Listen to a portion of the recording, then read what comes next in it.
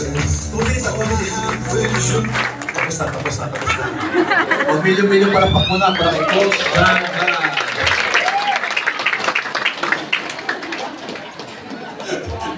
Doon ko nahirapan sa gumugura, di ba? Siyempre kay John, sino nagsagay na si John? Si John Patrick, palakpakan din natin. Please mo ba kayo sa mga ni John Patrick? Sa kwento ni Mr. Rafi Vergara na isang tao. Gusto yung mangyari sa inyo yun? Sa kamay ng gusto yumaman. Alam nyo, importante kasi kailangan tanongin namin kung sino mga gustong yumaman. Kasi kanina pa ako nakikinig, di ba? Doon nagkwento sa mga success stories at tuwa-tuwa. Ramdam na ramdam ko eh. Sumisilip-silip ako, doon sa mga pinto-pinto na yan, kita-kita ko yung mga members. Yung mga members, grabe yung palakpak. Talaga naman halos bumula yung kamay, di ba? Tapos may mga first-timer dito, no? Yeah! Kasi yung ibang first-timer nakita ko, ibang palakpak eh. Sabi, wala kang buhay-buhay. Alam niyo sa mga first-timers, okay lang yan. Okay lang yan. So, kaya okay lang yan. Kasi bigla akong naalala nung naging first-timer din ako. Tama? If you will notice, lahat doon ng kwento, bago sila magkwento ng kailang mga success stories, bago nakabili ng kotse, kumita na maraming pera, lahat naging first-timer yan eh. At bihirang-bihira sa mga first-timer nang sumama ng kusang loob. O tanungan tayo, okay lang ba tayo? Okay lang tayo, di ba? Taas na kamay nung sumama ng kahiyaan lang. Taas na kamay. O pati pagtaas na kamay, nahihiya kayo, di ba? Sinipin versa. Hindi, wala. Taas yung kamay ng mga first timer, di ba? Para malaman ko sino ka pera dito ngayon, di ba? Hindi dami.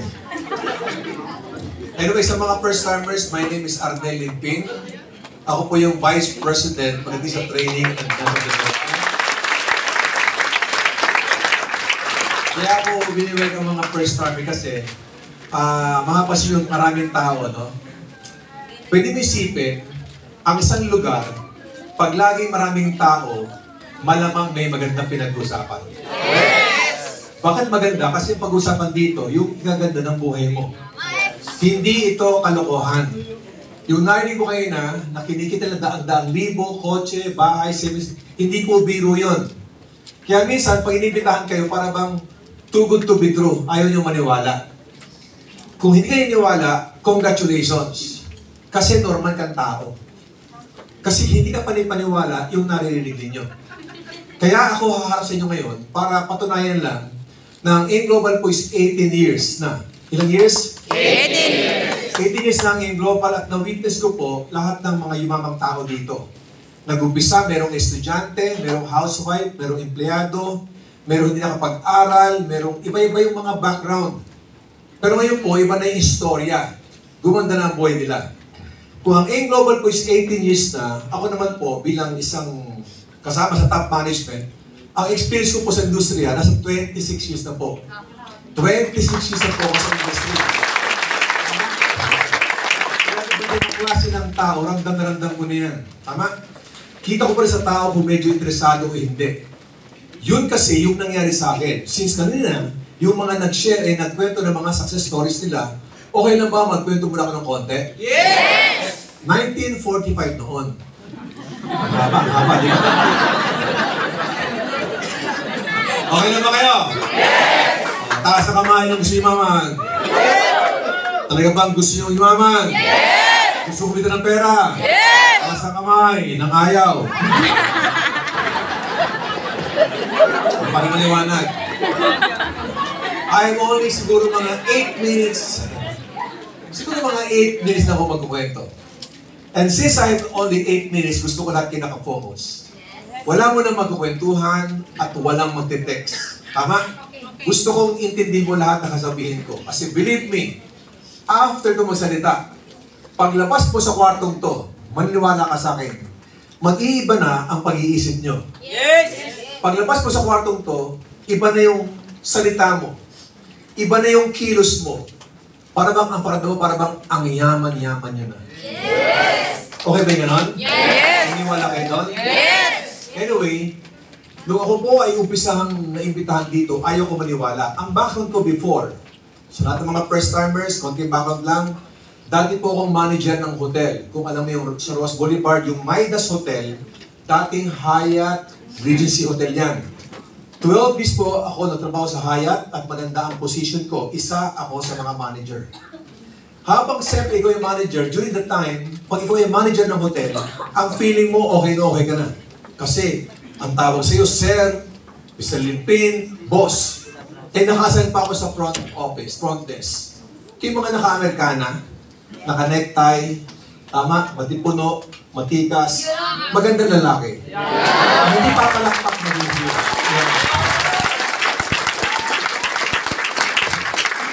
Noong mga panahon na yun, feeling ko okay na ako kasi ako yung boss. Tama? At merong lumapit sa akin at nag-offer ng extra income. Alam mo sabi, Sir, gusto niyo bang kumita ng extra income? Tuwan-tuwa siya. Pag since tuwan-tuwa siya, ako tuwan-tuwa din. Ha? Extra income? Sige, gusto ko yan. Diba? Sama ka sa akin, Sir. Sige, sama ko sa iyo. Eh, matanong ko lang, magkano kinikita mo? Alam mo, sabi sa akin, Toxe, grabe power! Ha? Kinikita? Wala pa, Sir. Wala akong kinikita. Sasama, hindi? Hindi. Ikaw nga hindi sasama kasi ang tao is to believe. Kung meron kitaan, show me the money. Pag wala ka pang kinikita, hindi kayo sasama. Yun ang dahilan, kaya ang iba sa inyo, hindi 100% naniniwala. Kasi hinahanapan ninyo ng resulta yung taong nag-i-invite sa inyo. Paano kikita yan kung nag-uumpisa pa lang? Tama? Malamang sabihin mo, sige, imbitahan mo ako. Balikan mo ako kapag kumikita ka na. Second reason, kaya ayaw ko maniwala, nagkataon pa, yung taong nag-i-invite sa akin, desk clerk ko, desk clerk namin. Imagine this ako yung manager, may desk clerk ako. Paano ko maniwala sa kanya? Tama? Eh ako yung boss niya. Eh kung ayaw ko maniwala, paano ko napasama? Ikaw ba naman ang araw-arawin eh? 2 weeks. Guys, listen, 2 weeks, every time nasa office ako, walang ginawa kundi mag-imbita. Sige na naman, Sir. Sama ka na naman, Sir. Ayoko niyan. Mahawak pa, Sir. Kahit saan na magpunta, nakasunod siya sa akin. Sa madaling salita, ayaw kong maniwala for 2 weeks. Then sabi niya, Sir, pagbigyan mo ko, 1 beses ka lang umaten. Pag hindi mo nagustuhan pag-uusapan, hindi na kita kukulitin. Tama? At pag nagustuhan mo, pagtutulungan natin. Yun ang gusto kong sabihin sa mga first-timer. Pag hindi mo nagustuhan ang pag-uusapan natin, huwag kayong mag-alala. Hindi na namin kayo kukulitin. Tama? Pag nagustuhan mo, pagtulungan natin. Madaling sabi, umattend ako ng seminar kasi usapan, isang attend lang. Eto na. Late ako dumating, jump back, more than 500 ang tao. Eh, nag-umpisa na. Alam mo, inabutan ko, yung parang ginagawa nyo kayo na. Nagisigawan, power! Grabe! Power! Nangyari na! Ano kayang kulto ito? First reaction ko, ako po yung na-culture shock. Kasi first time in my life, naka-attend ako ng seminar, ibang klase ang itsura. Nagsisigawan, power, grabe. Nakataas pa yung mga kamay, grabe. Payaman kami next na milyonaryo. Payaman? Next milyonaryo. Tumingin ako sa paligid ko. Mukha silang mga dukha. Tingnan nyo katabi nyo. Mukhang mayaman ba? Yeah! Oo naman, mukhang mayaman na. Diba? Listen, if you will notice, kaya ayaw ko maniwala kasi hindi sila mukhang mayaman. Putlang-putla sa gutom. Amoy pawis, amoy araw, amoy tao ang seminar. Amoy tao eh. Suminod ka. Amoy paapangangisan eh. Ano ka pa sa inyo? Unang araw ko pa lang, mayabang na ako. Tama? Kasi sanay ako sa mga seminar, alam ko mayaman na seminar. Pag mga big time seminar, alam ko eh. Kasi ilang seminar pinunta ko sa hotel eh. Tama? Magaling na speaker, English speaking, ganda PowerPoint, maayos yung mga bihis. Yung mga tabi ko hindi maayos eh. So doon pa lang, ang seminar po ay tumagal ng 2 oras. Wala akong naintindihan. Ask me why. Why? Ayaw ko kasing intindihin. Yes! Ang inaabangan ko lang, matapos magsalita ang speaker. Parang ganito. Alam niyo ba kahit anong ganda sabihin dito, pag-usapan? Kahit anong ganda ng kwento ni John, kwento ni Rafi, presentation ni Coach John, at sasabihin sa inyo, walang kwenta ito kapag nakasara ang utak ninyo. Tama? So after magsalita ng speaker, buti may tinawag. Yung parang ito nga, parang mga sharing na. Ang tinawag po, during the time, high school graduate.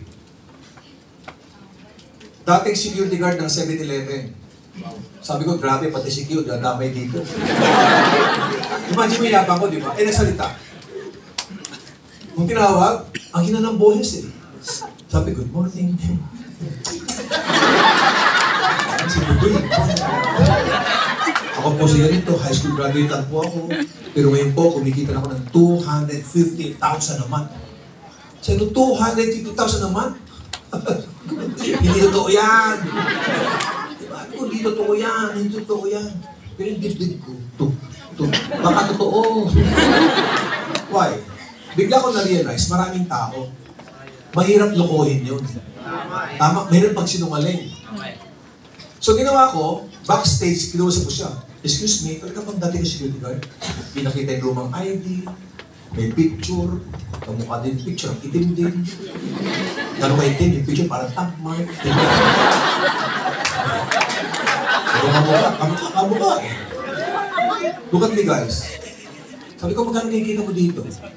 Ipinakita yung mga photocopy ng cheque, Xerox photocopy, mga 260,000 plus.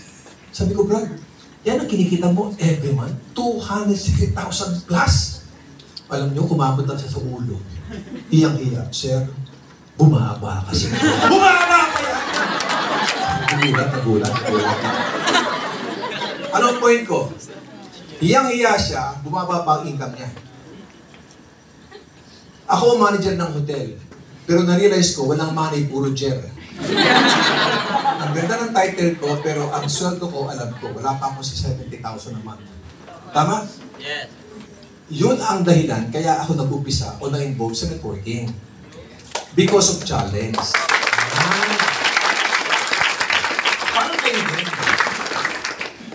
Yung mga nag-share kayo na si Rafi, si John, lahat yan, na-challenge lang, di ba? Kwento nila, ayaw maniwala nung una, pero nung na-realize nila na maganda pala negosyo, sineryoso, at gumanda buhay.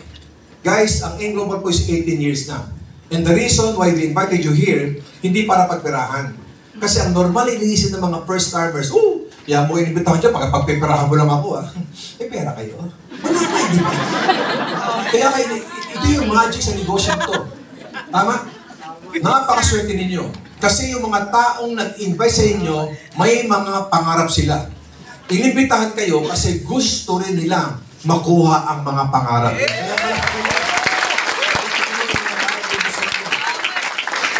Now, ang tanong, maganda ba o napakaganda ang negosyo? Sasali ba o magjo-join? Walang choice, di ba? I still remember, mga 10 years ago, nung ako nag-present ng negosyo sa Dumaguete, nasa mga 300 po ang audience. Nag-present ako. At ugali ko po kasi, pag ako yung speaker, na next speaker, ako po yung nakapwesto sa likuran at inoobserbahan ko yung seminar. And during that time, ang nag-present po ng negosyo, ng produkto, taga Dumaguete, babae. At patapos ng habang siya sa salita, nakatayo ako biglang may dumating na lalaki, matangkad. Mukhang negosyante, big time, maganda bihes, maganda rilo.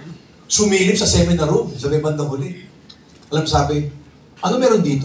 Yan. Tapos sumugod yung katabi ko. Sabi niya, ay meron daw pong seminar.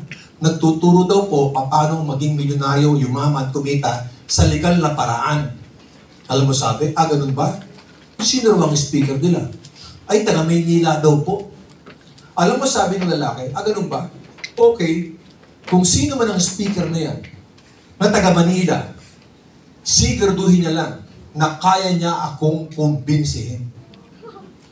Katabi ako. Ako yung next speaker. Nag-imagine mo, eto na. Sinabi ko ba ladies and gentlemen, tapos na po ang presentation ko, ang product presentation. And I'm very excited to introduce to you our guest speaker. This guy is a millionaire maker. Marami itong pinayaman. Siya lang po ang Vice President ng kumpanya na nanggaling pa sa Manila. Join me welcoming Mr. Arnel Pin. Madali sabi, punta ako sa stage. Tapos nag-present ako. Kung ano ginawa ni Coach Jan, ganun din. Nag-present ako ng mga bilog-bilog, lahat-lahat, kitaan. At tumatapos ako, mga kaibigan, maraming salamat po sa mga dumating. Tapos na po ang presentation ko. By the way, bago tayo magkahiwa-hiwalay, sa mga tao dito na naghihintay, na kumbinsihin ko sila. Sorry po, hindi ko trabaho ang mangkumbinsi ng tao. Ang trabaho ko, ikwento kung ano yung negosyo, ikwento kung ano yung opportunity. Ang pagkukumbinsi ay nasa inyo. Kasi may mga utak kayo.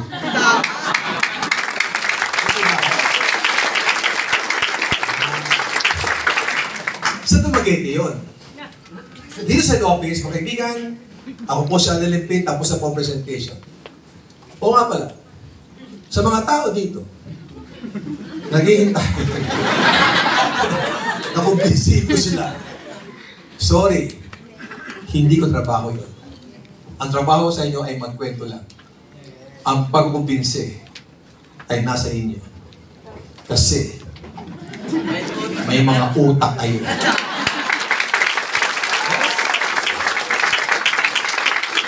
Kung sa tingin nyo, kailangan ng kumpanya ang pera nyo, ako po'y nakikiusap at nagmamakaawa, huwag kayong sumali. Hindi yayaman ang kumpanya sa pagsali mo. Mayaman na po ang kumpanya. Kung sa tingin nyo, habulan nung taong nag-invite sa'yo o yung sponsor mo, yung konting porsyento kitain sa'yo, pakiusap, nagmamakaawa, huwag ka sumali. Hindi yayaman ang sponsor mo sa pagsali mo. Pero sa mga tao dito, na araw-araw ay problema ay pera, pag-isip sa umaga pera, away, pangbili ng pagkain, grocery, pamalengke, tubig, kuryente, araw-araw problema niyo yan, pati pang-load nyo. Subukan nyo yung global. Pag ginawa nyo ito, ang maging problema nyo, pera pa rin. Kung paano ubusin.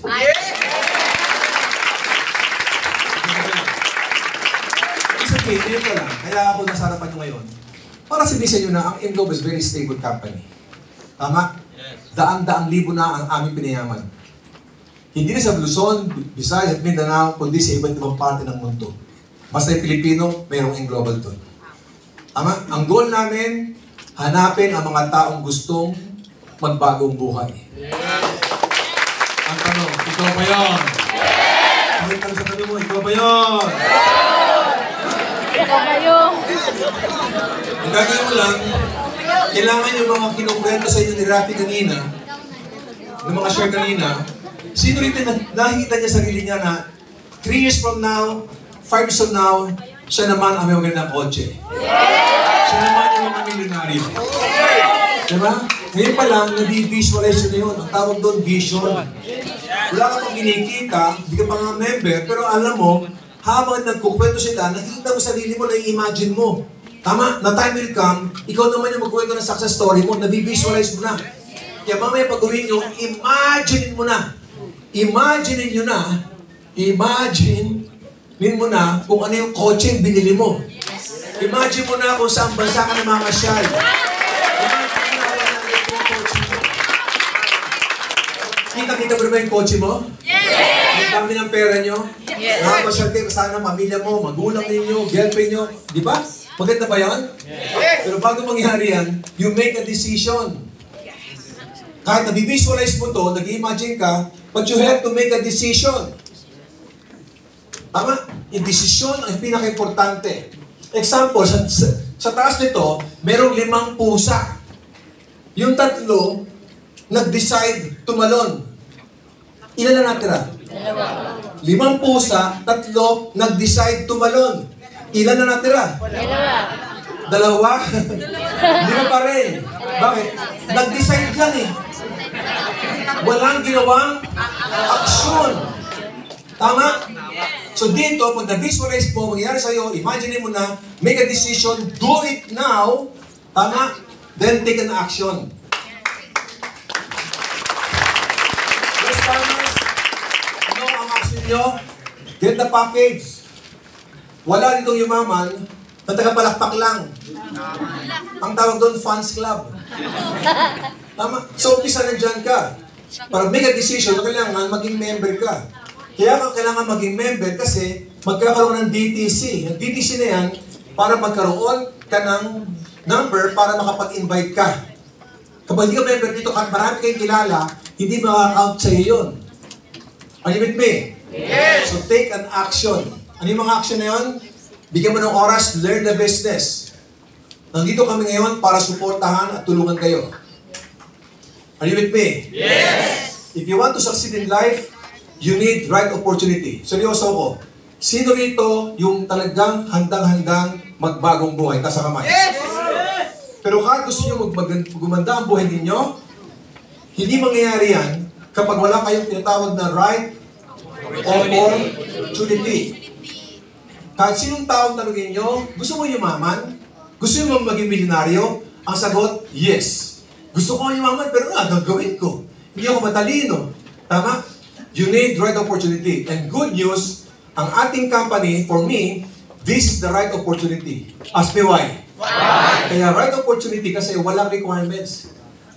Estudyante, housewife, hindi ka matalino sa school, hindi ka nag-aaral ngayon, okay lang yan. Lahat, welcome sa negosyo ito. Tapos, right time pa. Tama? Bakit right time? Pinakamabilis gawin ng AIM Global ngayon kasi 18 years na mayroon ng proven system. Yung sistema na yon ang magtuturo sa'yo para yumaman ka. Just follow the right system. Are you with me? Yes! At syempre, bago ka maging milyonaryo, lahat mag-umpisa sa'yo. Kailangan right person ka muna. Kasi kahit merong right opportunity, kahit right time mo, kung di ka naman right person, paano ka magiging successful? Tama? So dito, kailangan handa kang gawin ang negosyo. Kailangan nyo magpaturo sa amin para maging right person ka. Paano kung maging right person? Kailangan maganda pag-uugali nyo. Huwag kayong mayabang. Kailangan paano maging right person? Kapag mag-i-invite kayo, hindi pera ang habol mo sa imbitahan mo. Kapag mag-i-invite ka, kasi gusto mo rin payamanin yung inimbitahan mo. Right person. And last, bago tayo magkahiwa-hiwalay, bilin ko lang sa inyo to.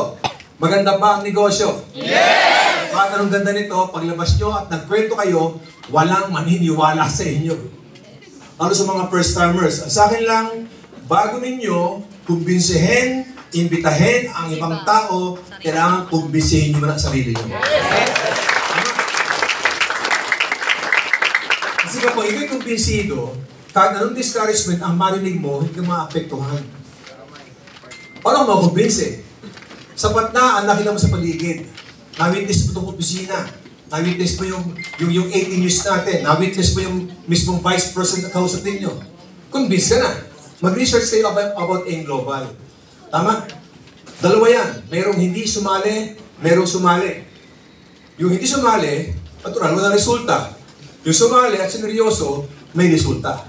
Are you with me? Yes! Hindi magala. Ngayon pa na tayo nag-uumpisa. Sa mga first-timers dito, believe me, coordinate with your sponsor, with your upline, with your coaches. Kami ang magbibigay ng instructions kasi believe me, lahat na nasa kwartong to, hindi namin kitatantanan hanggang hindi kayo mayaman.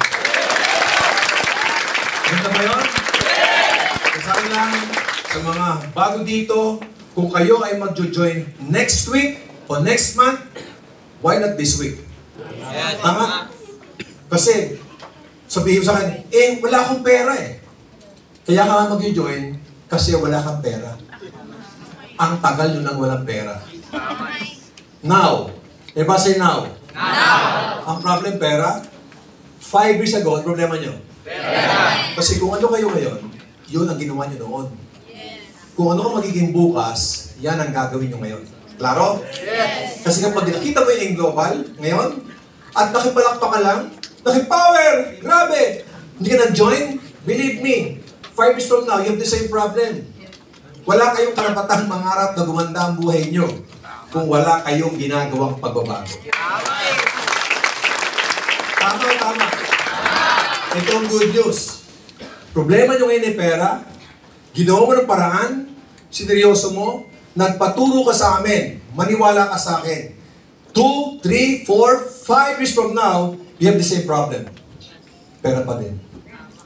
Paano ubusin? Yes! Ubusin po sa sampwento. Gusto ko yan! Meron isang bata. Ang tawag, pangalan niya ay B-Boy. Si B-Boy, 5 years old pa lang. Lalaki. Excited magsuot ng pantalon. Kaya lang ang problema ng batang B-Boy, yung pantalon niya mahaba ng 6 inches. Tama? Sinuot niya. Naku, haba. Mukha kong tulindoy. Ang ginawa ng batang B-Boy, pinuntahan yung lola niya. Lola, pag-iputulan mo nga ng 6 inches yung pantalon ko. Ang haba eh.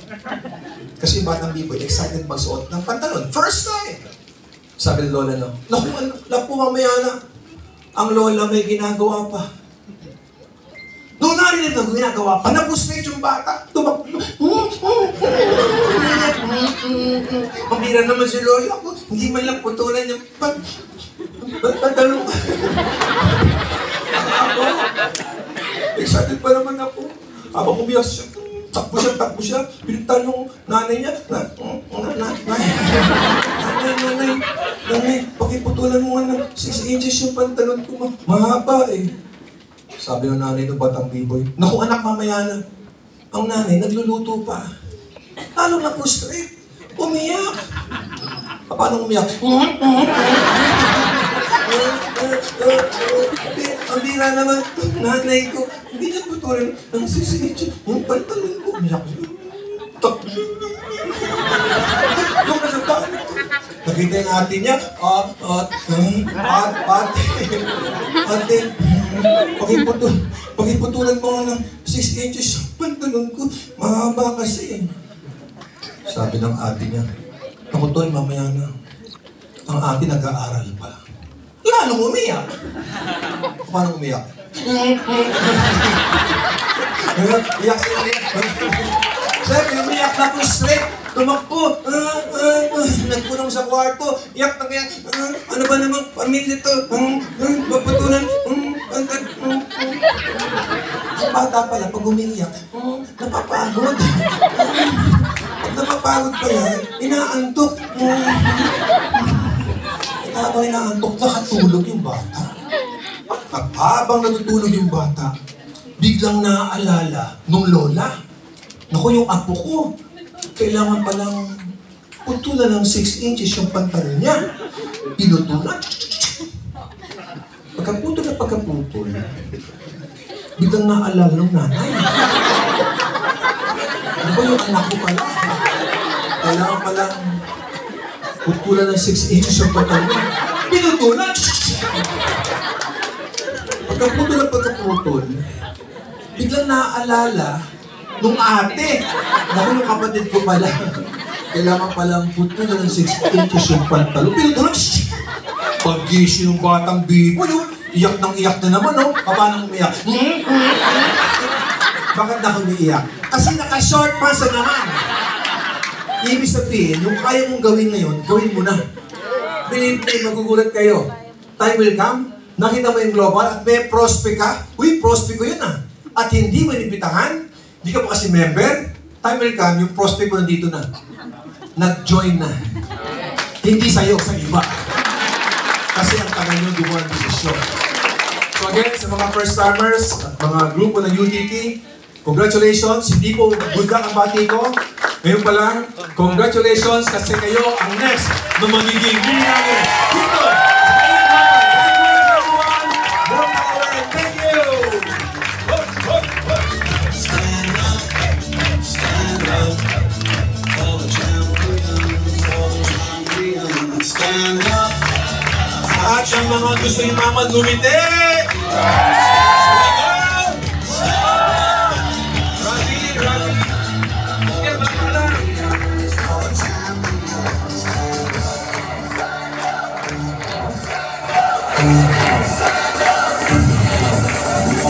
Here we go, it's getting close. Now it's just who wants it most. It's just